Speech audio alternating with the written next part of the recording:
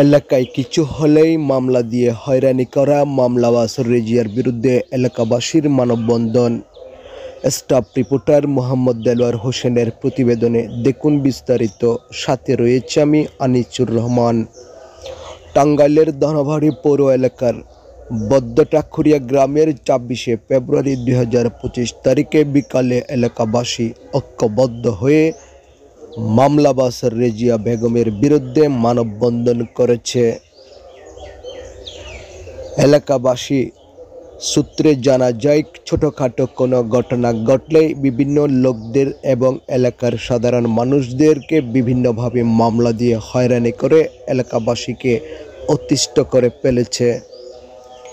এই ঘটনায় এলাকাবাসী ঐক্যবদ্ধ হয়ে উক্ত মামলাবাজ রেজিয়া বেগমের বিরুদ্ধে মানববন্ধন করেছেন। মানববন্ধনে উপস্থিতি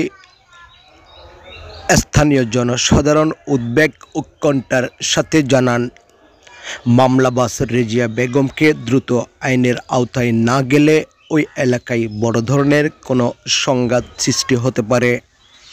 তাই দ্রুত রেজিয়া বেগমকে আইনের আওতায় আনার জন্য প্রশাসনের প্রতি অনুরোধ জানিয়েছেন।